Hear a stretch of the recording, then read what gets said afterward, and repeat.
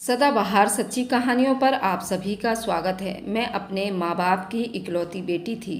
मेरी उम्र 24 साल की है। मेरा नाम नीलम है। मैं एक बहुत अमीर घर से थी। मेरे पापा की पसंद की शादी बिल्कुल भी नहीं थी, जबकि पापा मेरे नानू के दोस्त के बेटे थे।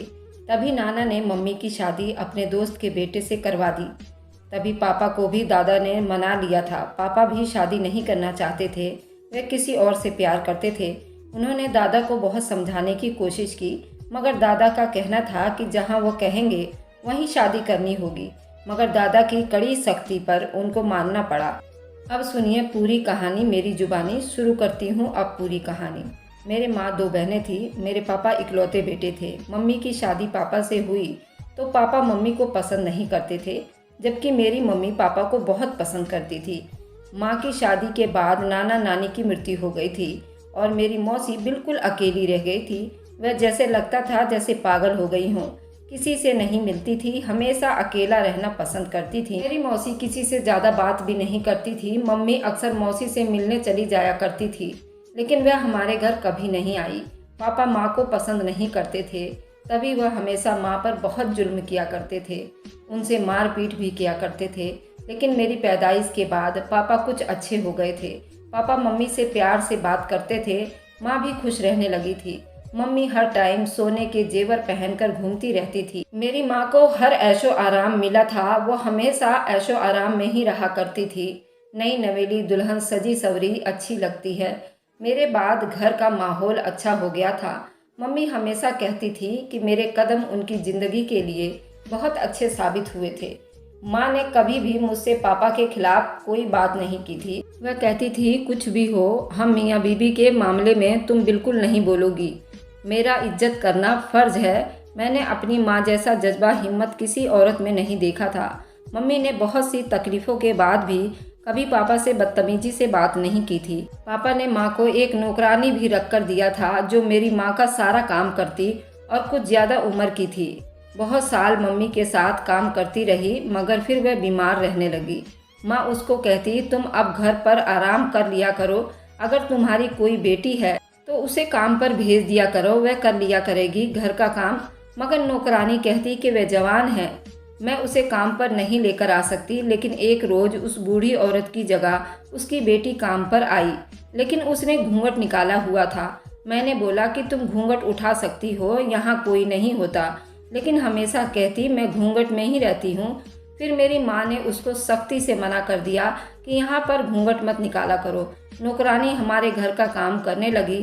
पापा के सारे काम भी वही करती थी। उसकी आवाज़ बहुत खूबसूरत थी और वो बहुत गोरी चिट्टी नौकरानी थी, पर माँ उस पर अंधा भरोसा करती थी। माँ हर टाइम उस नौकरानी के साथ बातों में लगी रहती थी और माँ न जाने अपने कौन कौन से दुख सुख सुनाती रहती थी। नौकरानी सिर्फ ना और हाँ में जवाब देती थी। मुझे नौकरानी एक आंख भी नहीं सुहाती थी।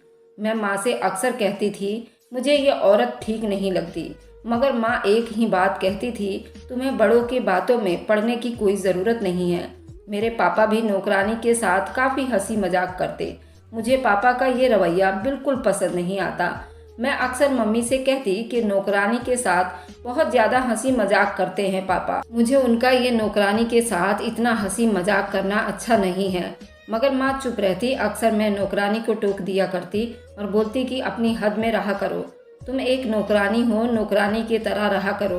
पापा को देखते ही वे आंसू बहाने लगती। पापा मुझे हमेशा डांट देते और माँ से कहती है कि उसको कुछ तमीज़ सिखाओ। माँ भी मुझसे नाराज़ रहने लगती। मैंने सोच लिया था कि मैं उस नौकरानी को घर से निकलवा कर ही रहूँगी, मगर शायद किस्मत को कुछ और ही मंजूर था। अक्सर मेरी माँ के ना रहने पर नौकरानी पापा के कमरे में जाती और कई घंटे बाद जब नौकरानी कमरे से निकलती तो पूरी कांप रही होती और न जाने अपनी चादर के नीचे क्या छुपा लेती। एक रोज शक के मारे मैं नौकरानी और पापा के कमरे में जाते हुए खुद भी उनके पीछे चल पड़ी, लेकिन मेरी हैरत की इंतहा न रही। जब मैं दरवाज़ा को धक्का लगाया तो अंदर से दरवाज़ा बंद था। पापा के कमरे की खिड़कियां बहुत ऊपर थी, जो मेरी पहुंच से दूर थी।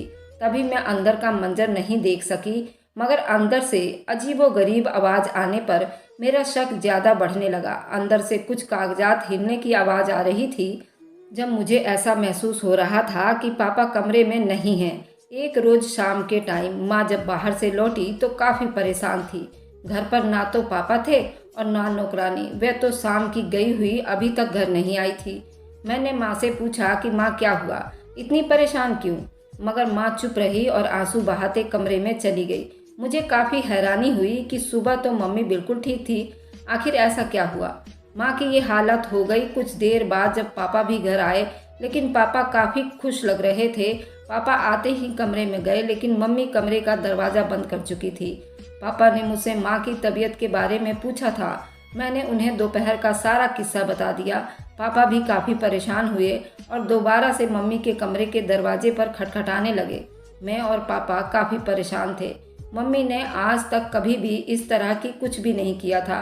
काफ़ी बार दरवाज़ा खटखटाने के बाद भी जब माँ ने दरवाज़ा नहीं खोला तो पापा गुस्से होने लगे और पापा गुस्से से बोलने लगे थे, ये क्या बचपना है, दरवाज़ा क्यों बंद कर रखा है? लेकिन माँ की आवाज़ फिर भी ना आई। अब मैं फूट फूट कर रोने लगी थी। मैं जानती थी इस सब के पीछे कोई बहुत बड़ी वजह है जो माँ किसी को बता नहीं रही हैं। एक रात जैसे तैसे हम लोगों ने काट ली। अगली सुबह माँ ने दरवाज़ा खोला। मम्मी की आंखें सूजी हुई थी, शायद सारी रात रोने की वजह से उनकी आंखें खोलना मुश्किल हो रही थी। वे कमरे से बाहर आई तो मैं सोफे पर ही बैठी थी। माँ को देखते ही मैंने माँ के सीने से लग गई और रोने लगी। मैंने माँ से पूछा, क्या हुआ माँ, ऐसे क्यों रो रही हो? क्या हुआ बताओ ना प्लीज़। लेकिन मेरी बात पर फिर भी चुप से आंसू साफ करने लगी, लेकिन बोली कुछ नहीं और किचन में जाकर नाश्ता तैयार करने लगी। मुझे काफ़ी हैरत हुई क्योंकि नाश्ता हमेशा नौकरानी बनाती थी।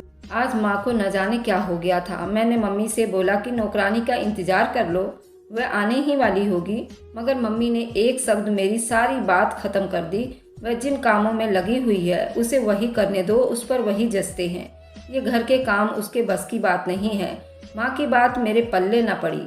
मगर मैं हैरान थी। माँ को देखने लगी। इतनी ही देर में पापा आ गए और माँ को नाश्ता बनाते हुए देखने लगे। मेरे पापा काफ़ी गुस्से में लग रहे थे। पापा माँ से झगड़ने लगे और बोले कि रात भर तुमने क्या तमाशा लगा रखा था, आखिर तुम चाहती क्या हो? मगर माँ मुस्कुराने लगी और बोली, मुझे बहुत पहले अंदाज़ा होना चाहिए था आप क्या चाहते हैं। एक तरफा मोहब्बत सारी ज़िंदगी साथ नहीं चलती। मुझे माँ की बातों से खतरा महसूस हो रहा था, जैसे कोई बहुत बड़ा राज है जो मुझसे छुपाया जा रहा था। पापा ने हैरत से पहले मेरी तरफ देखा और आंखें फाड़े माँ को देखने लगे। शायद पापा को इस जवाब की उम्मीद भी नहीं थी। पापा के चेहरे पर गुस्सा बढ़ने लगा था। वे नाश्ते के मेज छोड़कर वापस कमरे में बंद हो गए। मैं चुप से माँ के पास गई और माँ से पूछा कि माँ आखिर क्या हुआ है? पापा से कोई झगड़ा हुआ है या कोई और बात है जो आप मुझे बता नहीं रही हो? माँ नाश्ता बनाती रोने लगी और बोली, अपने नसीब के लिए प्रार्थना क्या करूँ बेटी, भगवान तुम्हारे नसीब अच्छे करे। मैं ज़्यादा परेशान हो गई थी। मैंने अपनी माँ को तसल्ली दी और चुप से नाश्ते की मेज़ पर बैठ गई। अभी हम दोनों को नाश्ता करते हुए थोड़ी देर बीती थी कि नौकरानी आ गई और बोली, मालकिन आपने नाश्ता क्यों बनाया? मैं आ तो रही थी मगर माँ ने कोई जवाब नहीं दिया और मुझसे बोली कि उससे कह दो आज के बाद मेरा कोई काम नहीं करेगी। अपने मालिक से पूछ लो, अगर उनका काम करना है तो कर लो वरना जा सकती हो तो चली जाओ। नौकरानी माँ के पास आई और बोली, क्या हुआ मालकिन, कोई गलती हो गई क्या? माँ ने नफरत भरी आंखों से नौकरानी को देखा और बोली, मुझसे सवाल जवाब करने वाली तुम कौन होती हो? मैं तुम्हें जवाब देना जरूरी नहीं समझती हूँ। अच्छा है मेरी नज़रों से दूर हो जाओ। अब तो मैं जान गई थी कि कोई बात तो है और बात भी नौकरानी को लेकर थी। माँ कमरे में गई तो मैं भी माँ के पीछे चल पड़ी। माँ से पूछा, माँ नौकरानी ने कुछ कहा है क्या या कोई और बात है तो मुझे बता दीजिए। मगर माँ ने जवाब दिया, सिक्का अपना ही खोटा हो तो किसी और को क्या कहना। मैंने माँ के उनके हाल पर ही छोड़ दिया और अपने कमरे में आ गई। सारा दिन नौकरानी भी बहुत परेशान थी और काफ़ी बेचैन थी। बार बार नज़र पापा के कमरे की तरफ डाल रही थी। माँ जबकि अलग कमरे में थी।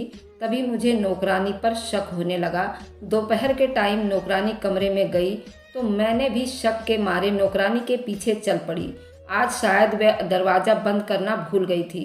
मैंने हल्का सा दरवाज़ा खोला तो सामने का मंजर देखकर मैं दंग रह गई। जो औरत माँ के सामने भी अपना चेहरा नहीं दिखाई थी, उसने कैसे पापा के सामने अपना चेहरा खुला छोड़ दिया था और वे बार बार पापा की टांगें दबा रही थी।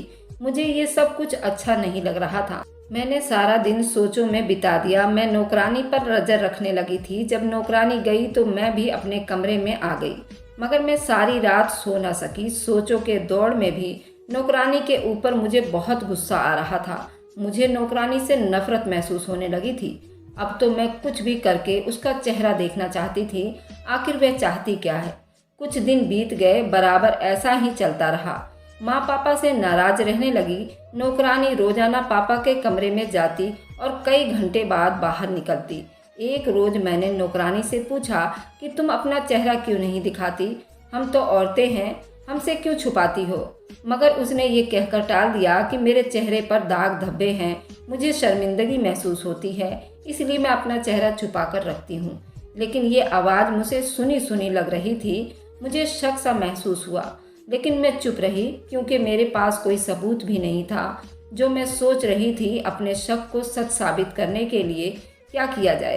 पापा की लापरवाही की वजह से मम्मी अब बहुत ज़्यादा बीमार रहने लगी थी। जवानी में ही माँ को न जाने कौन कौन सी बीमारियाँ लग गई थी। माँ के चेहरे का रंग बदल गए थे। उनका चेहरा बिल्कुल पीला पड़ गया था। उनके चेहरे उनके बदलते नसीब की कहानी सुना रहा था। आंखों के इर्द गिर्द काले हल्के धब्बे पड़ गए थे। ये तो वह खूबसूरत औरत थी जो नया कपड़ा पहन लेती तो सारे खानदान की नज़रें माँ पर टिक जाती। पापा अब बिल्कुल ही माँ को नज़रअंदाज करने लगे थे। माँ बीमार होती तो पापा पूछते तक नहीं थे और हर टाइम बस नौकरानी के आगे पीछे घूमते रहते। एक रोज़ माँ को बहुत ज़्यादा बुखार हुआ, मगर पापा घर पर नहीं थे। मैंने जवाब नहीं दिया। मुझे अपने पापा पर बहुत गुस्सा आने लगा था। माँ बुखार में तड़प रही थी, मगर मैं अकेली कुछ नहीं कर सकती थी। मैंने माँ से बोला कि मैं उनके लिए कुछ खाने को लेकर आती हूँ, मगर माँ से कोई जवाब भी नहीं दिया जा रहा था। कमजोरी इस तरह से थी कि हिलना मुश्किल हो गया था। माँ के लिए खाना बनाने गई और आधे घंटे बाद जब वापस आई तो मेरे सर पर आसमान टूट पड़ा। जब मैंने माँ को मुर्दा हालत में देखा, मेरे हाथ से खाने की ट्रे जमीन पर गिर गई। मैं चीखें मारते हुए माँ के पास गई और माँ को बहुत बुलाया हिलाया, पर माँ का पूरा बदन कोई काम नहीं कर रहा था। वह जिस्म और जान से बिल्कुल ठंडी पड़ गई थी। माँ की ये हालत देखकर मैं चीख चीख कर माँ को उठाती रही, मगर जाने वाले कहाँ वापस आते हैं।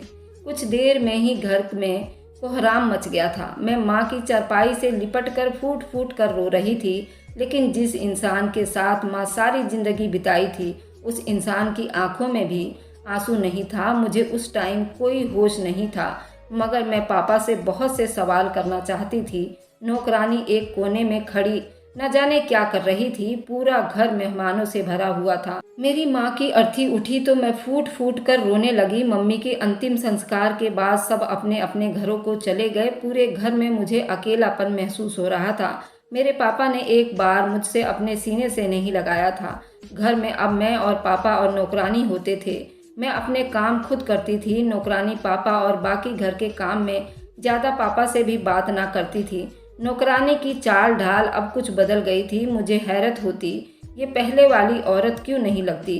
मुझे उस नौकरानी पर काफ़ी बार शक हुआ था। अब अक्सर पापा की गैर मौजूदगी में नौकरानी से कोई वकील मिलने आता जिसने काले रंग का कोट पहना होता और उसके हाथ में बहुत से फाइलें होती थी। मुझे नौकरानी पर बहुत हैरत हुई, मगर मैं अपने गम से अभी तक बाहर ना आई थी जो मैं उस बात पर ज़्यादा गौर कर पाती। माँ को मरे अभी 1 महीना 10 दिन भी नहीं हुआ था। मुझे एक और सदमा पापा ने दे दिया था। मुझे तो हैरत थी पापा की खुदगर्जी पर। मुझे पापा से नफरत महसूस होने लगी थी। पापा ने छुपकर घर की नौकरानी से शादी कर लिया था। वह हर टाइम अपना मुंह छुपाए रखती थी। नौकरानी ने अभी भी खुद पर से अपना घूंघट नहीं उतारा था। नौकरानी मेरे साथ बहुत अच्छा व्यवहार रखती थी। मेरे सारे काम जबरदस्ती करती और मुझे हमेशा कहती कि मैं तुम्हारी माँ की जगह पर हूँ, मुझे अपनी माँ जैसा समझो। ये समझ लो शादी मेरी मजबूरी थी, वरना तुम्हें माँ का प्यार भी कभी ना मिलता। मुझे नौकरानी की बात पर हैरत होती। पापा का नाम लेकर मुझसे बहुत सारे काम करवा लेती और रोजाना एक कागज पर मुझसे सिग्नेचर करवाती, लेकिन मुझे सख्ती से मना करती किसी को ना बताना। कागज पर न जाने क्या लिखा होता था। पहले तो मैं कागज पर सिग्नेचर नहीं करना चाहती थी, मगर वो मुझे जब भी कहती ये तुम्हारे पापा का कहना है, वरना ये तुम्हें घर से निकाल देंगे, तो मुझे सिग्नेचर करने पड़ते। एक रोज़ मैं चुपके से पापा के पास गई और बोली कि आपने नौकरानी से शादी कर लिया है, मगर वह न जाने मुझसे क्या क्या करवाती रहती है। ये तो मुझे सिग्नेचर करवाती रहती है। पापा ने साफ शब्दों में कह दिया, जो वह कहती है वह कर दिया करो। उसके साथ बहस की तो मुझसे बुरा कोई नहीं होगा। मैं तो अपने पापा की ऐसी बात पर हैरान थी कि कोई इतना खुदगर्ज कैसे हो सकता है, जैसे किसी गैर के सामने अपनी औलाद भी नजर ना आए। अगले रोज सुबह के टाइम में मैं पापा की अपनी पढ़ाई के बारे में कुछ पूछने लगी तो नौकरानी पापा के कमरे में उनसे कोई बात कर रही थी। मैं भी छुप कर उनकी बातों को सुनने लगी। नौकरानी पापा से कह रही थी कि आपकी बेटी को मुझ पर शक है, अब वो मुझ पर नज़र रखती है। मुझे अच्छा नहीं लगता, आप मुझे मेरे घर छोड़कर आइए। मैं वहाँ पर ही ठीक थी, आपने न जाने क्यों मुझ जैसी लड़की से शादी कर लिया, यहाँ ले आए। यहाँ तो मेरी हैसियत अभी भी एक नौकरानी जैसी है। पापा ने नौकरानी को तसल्ली दी और बोले कि तुम इस घर की मालकिन हो। मेरी पहली बीवी के मरने के बाद अब तुम ही सब कुछ हो। काश वह उस रोज हम दोनों को इकट्ठे ना देखती तो आज यहाँ होती। पापा की आवाज़ थोड़ी गमगीन हो गई थी। मुझे यकीन आ रहा था कि पापा जो कह रहे थे वे सच है। माँ उस रोज से इसलिए परेशान थी और पापा से नाराज थी। पापा बेवफाई के सब हद पार कर गए थे। पापा ने मुझे और माँ को जो गम दिया था वो बर्दाश्त करने के काबिल तो नहीं था, मगर अब जो हो गया था उसे बदला नहीं जा सकता था। मैंने अपने नसीब के साथ समझौता कर लिया था, जैसे मेरी माँ ने अपने नसीब का लिखा मान लिया था। मैं खुद ये सोचकर हौसला दे बैठी थी, ये टाइम भी बीत जाएगा, मैं सारी उम्र यहाँ नहीं रह सकती, हमने भी तो वापस जाना है। माँ की मौत ने मुझे तोड़ कर रख दिया था, वहीं कहीं न कहीं बहुत हिम्मत भी दे दी थी। एक दिन नौकरानी काम कर रही थी, मैं भी किचन में किसी काम के लिए गई, मगर मेरी नज़र जैसे ही नौकरानी के हाथों पर पड़ी तो मैं बिल्कुल दंग रह गई। उसके हाथों में कंगन देखकर मुझे शक हुआ। जो ही उसके चेहरे से कपड़ा हटाया तो सर पर आसमान टूट पड़ा। वह नौकरानी कोई और नहीं बल्कि मेरी अपनी पागल मौसी थी। मेरी आंखें हैरत से खुली की खुली रह गई, मगर फिर भी अपनी आंखों पर यकीन नहीं आया। मौसी घूंघट उठाते ही एकदम चौंक गई और मुझे हैरत से देखने लगी। मुझे यकीन नहीं आ रहा था पापा ने माँ को धोखा दिया था, मौसी की वजह से दिया था, या फिर कोई और कहानी थी। मुझसे कुछ छुपाया जा रहा था, मैं कुछ नहीं जानती थी। पापा के बारे में ये सब जानकर मैं बस चेहरे पर हाथ रखकर इस बात को यकीन करने की कोशिश कर रही थी, खामखा जो मैं दुख देख रही थी वह हकीकत थी भी या नहीं।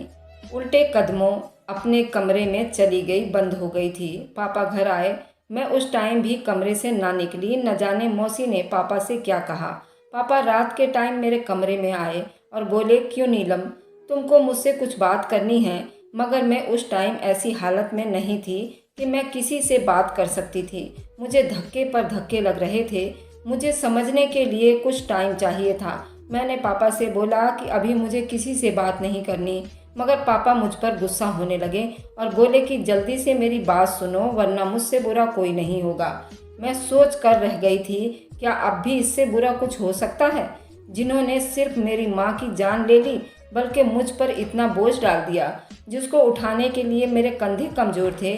क्या पापा एक बार भी नहीं सोचा होगा कि मेरे दिमाग पर इस सब का क्या असर पड़ेगा। पापा ने तो वही किया जो उसको अच्छा लगा। दोगली रिश्तों का बोझ इंसान को थका देता है। मैंने अपने आंसू साफ किया और हिम्मत करते हुए उठकर पापा की बात सुनने लगी। मैंने पापा से कोई सवाल नहीं किया, ना ही कोई जवाब मांगा। मैं चुप से पापा के सामने सर झुकाए खड़ी थी। शायद कहने को कुछ बचा ही नहीं था। पापा ने लंबा सांस लिया और मुझे अपने पास बुलाया। मैं पापा के पास जाकर बैठी तो पापा ने अपनी बात शुरू की। मैं बहुत गौर से पापा की हर बात सुन रही थी। पापा ने बोला, पापा और मौसी बचपन से एक दूसरे से मोहब्बत करते थे, मगर माँ की मोहब्बत मौसी और पापा की मोहब्बत पर भारी पड़ गई। माँ ने दादा को बहुत बार समझाने की कोशिश की, मगर दादा की एक ही जिद थी, उनका दोस्त वह किसी भी सूरत छोटी के लिए रिश्ता नहीं देगा जब तक उनकी बड़ी बेटी की शादी नहीं हो जाती।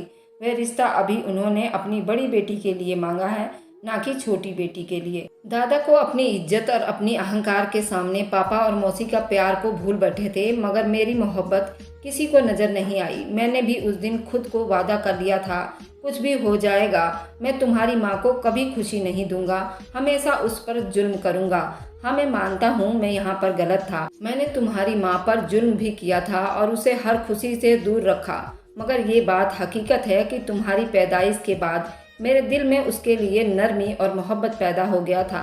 मैंने उससे मोहब्बत करना ना सही, मगर उसको इज्जत देना शुरू कर दी थी। लेकिन एक रोज़ मैं काम के सिलसिले में बाहर गया तो वहाँ तुम्हारी मौसी एक अस्पताल के बाहर खड़ी थी। तुम्हारी मौसी बहुत बीमार थी। मैंने ज़बरदस्ती उसे डॉक्टर को दिखाया तो डॉक्टर ने बोला कि तुम्हारी मौसी अकेले रहने की वजह से बीमार रहने लगी हैं। वह बिल्कुल अकेले इंसान को अंदर से खोखला कर देती है। मैं पापा की बातें बड़े गौर से सुन रही थी। मुझे लगा कि पापा मुझसे ये सब कुछ गलत कह रहे हैं, मगर मेरे पास पापा को गलत साबित करने के लिए कोई ठोस सबूत भी नहीं था। मैं चुप से पापा को सुनती रही। पापा ने अपनी कहानी शुरू रखी। मुझे बताया कि उस रोज़ मौसी जिद की वजह से पापा ने ही उन्हें अपने साथ लाना चाहा, मगर मौसी का एक ही कहना था, वह अपनी वजह से आप लोगों का घर खराब नहीं करना चाहती। मगर न जाने नसीब में क्या लिखा था, तुम्हारी माँ ने मुझे और तुम्हारी मौसी को एक साथ देख लिया। मैं ये बात जताना चाहता था कि तुम्हारी माँ मुझे और तुम्हारी मौसी को एक साथ देख चुकी है। मेरे पास और कोई दूसरा रास्ता नहीं था। तुम्हारी मौसी की तबीयत दिन ब दिन बिगड़ती जा रही थी। उस पर तुम्हारी माँ का बिगड़ा रवैया मुझे दोहरी परेशानी में डाल रहा था। तुम्हारी मौसी घर पर नौकरानी बनकर रहने लगी और असल नौकरानी को मैंने काम से हटा दिया था। तुम्हारी माँ ये भी जानती थी कि नौकरानी कोई और नहीं बल्कि तुम्हारी सगी मौसी है। तुम्हारी मौसी ने कई बार तुम्हारी माँ से माफ़ी मांगने की कोशिश की। वो बेकसूर होकर भी तुम्हारी माँ को सफाई देती रही, मगर तुम्हारी माँ की एक ही जिद थी कि मैं तुम्हारी माँ को डिवोर्स दे दूँ। मैं बेवफा नहीं था, मगर तुम्हारी माँ ने मुझे बेवफाई का ताना भी दे दिया। मैं चुप और सब बर्दाश्त कर रहा था। जिस रोज़ तुम्हारी माँ की मौत हुई उस रोज़ मैं ट्रैफिक में बहुत बुरी तरह से फंसा हुआ था, लेकिन जब तक घर आया तब तक देर हो चुकी थी। गलतफहमियाँ इंसान को बर्बाद कर देती है और न जाने उस गलतफहमी के बदले वे कितने ही घर बर्बाद हो चुके हैं। हर रिश्तों में सबसे पहले इंसान का भरोसा करना ज़रूरी है, मगर ना तुम्हारी माँ को मुझ पर भरोसा हुआ और ना मैं कभी दिला सका। पापा की बात सुनकर मेरी आंखों से आंसू बह रहे थे। एक दिन मौसी मेरे पास आई। उनके हाथ में कुछ कागज़ थे। मुझे हैरत हुई। एक कागज़ जो मैंने पहले भी कहीं देखे थे। मौसी बहुत साल पहले मुझसे ऐसे ही कागज़ में सिग्नेचर करवाया करती थी। अब वो मेरे पास उन कागज़ को लेकर आई और मुझसे सिग्नेचर करने के लिए बोला। पहले तो मुझे शक हुआ, आखिर उन कागज़ में ऐसा क्या है। मैंने मौसी से पूछा कि ये कागजात किस चीज़ के हैं, तो मुझसे नज़रें चुराने लगी, जैसे मुझसे कुछ छुपा रही थी। मैंने मौसी से फिर से सवाल दोहराया था, मौसी ये कागजात किस चीज़ के हैं? तो मौसी बोली, इस बात का तुम्हारे पापा को बिल्कुल भी पता ना हो। ये जायदाद के पेपर हैं जो तुम्हारी माँ ने तुम्हारे पापा के जायदाद से कुछ मेरे नाम कर दी थी। जब तुम्हारे पापा ने बहुत सी जायदाद तुम्हारे माँ के नाम लगाई तो मेरी हिफाजत के लिए तुम्हारी माँ ने उसमें से कुछ जायदाद मेरे नाम कर दी थी। मगर अब मुझे इन सब की ज़रूरत नहीं है। मैं तुम्हारी अमानत तुम्हें वापस लौटाना चाहती हूँ। मुझे ये सब नहीं चाहिए। मुझे जो चाहिए था वह भगवान ने मेरी झोली में बिन मांगे ही डाल दिया है। एक मोहब्बत करने वाला पति और एक प्यारी सी बेटी भगवान ने मुझे न जाने किस पुण्य के बदले दी है। ये बात तुम्हारे पापा को कभी पता न चले, वरना जो तुम्हारे माँ के लिए उनके दिल में जज्बात थे और मोहब्बत थी, वह भरोसा था, वह सब खत्म हो जाएगा। और उनका भरोसा न सिर्फ तुम्हारी माँ पर बल्कि मुझ पर से भी दुनिया की सारी औरतों पर से उठ जाएगा। मैं मौसी को जितना बुरा समझती थी, मौसी इतनी बुरी नहीं थी। टाइम और हालात ने मेरे आगे ऐसे ऐसे किस्से लाकर खड़े कर दिए थे कि जिन पर भरोसा करना मेरे लिए मुश्किल था। जो गलती माँ ने की वह गलती कहीं ना कहीं मैं भी कर रही थी, मगर मेरी आंखें भगवान ने जल्दी खोल दी और मैं किसी के साथ बुरा करती उससे पहले ही सच्चाई सामने आ गई। काश ये सच्चाई माँ के सामने भी आ जाती तो शायद आज मेरे साथ होती। हमारी ज़िंदगी में दो चीज़ें हमें बर्बाद कर देती हैं। एक शक, शायद मौसी ने माँ की दी हुई सारी जायदाद मेरे नाम कर दी थी। इस बात का भनक भी पापा को नहीं होने दी। मौसी मेरी माँ जैसी तो नहीं थी, मगर चेहरा कुछ कुछ मेरी माँ से मिलता था। मुझे अक्सर एहसास होता था कि मौसी में मैं अपनी माँ को देखती थी। मौसी भी मेरा ख्याल रखती थी। उन्होंने कभी अपनी औलाद की ख्वाहिश नहीं की थी। वह हमेशा एक ही बात कहती थी, मुझे भगवान ने एक बेटी दे दी है, मुझे और क्या चाहिए। मैं तो उस औरत की हिम्मत पर हैरान थी। इतनी तकलीफ़ें बर्दाश्त करने के बावजूद मेरे साथ बहुत अच्छे तरीके से रहती थी। अगर वह चाहती तो अपनी किए की बदला ले सकती थी मुझसे, मगर उन्होंने अपनी सच्चाई दिखाते हुए मुझे ये बात समझाई कि हर बुरा करने वाले के साथ बुरा नहीं किया जाता। अगर हम कुछ अच्छा ही कर दे तो भगवान हमें दुनिया में इज्जत देता है। ज़रूरी नहीं बुराई के बदले बुराई दी जाए। ये आपका नज़रिया है और आपके ज़मीर हैं। आपका कितना बड़ा दिल है, ये किसी छोटी चीज़ के बदले क्या बड़ी चीज़ दे सकता है। अगर हम समझौता कर ले, अपने नसीब का लिखा मान ले और गंदे सोच की जगह अच्छे सोच रखने लगे तो हमारे ज़िंदगी की कई समस्याएं बगैर सुलझाए हल हो सकते हैं। और इज्जत इंसान का हक है। पापा को माँ से हमेशा एक ही शिकायत रहा कि पापा से मोहब्बत ज़रूर करती थी मगर कभी उन पर भरोसा नहीं किया था। हमारे कुछ रिश्ते हैं हमें बहुत दुख दे जाते हैं। बच्चे हमेशा अपने बड़ों से ही सीखते हैं। मैंने अपनी मौसीर अपने पापा से एक ही बात सीखी, रिश्ता कोई भी हो उस पर सबसे पहला भरोसा रखना सीखो ताकि रिश्ता हमेशा अच्छा चल सके। दोस्तों, ये थी आज की कहानी। पसंद आए तो लाइक एंड शेयर कीजिएगा। हमारे चैनल को सब्सक्राइब करना ना भूलें ताकि हर आने वाली वीडियो का नोटिफिकेशन आप तक पहुंचता रहे। Thanks for watching, like and subscribe. मिलते हैं हम अगली कहानी में। Bye bye.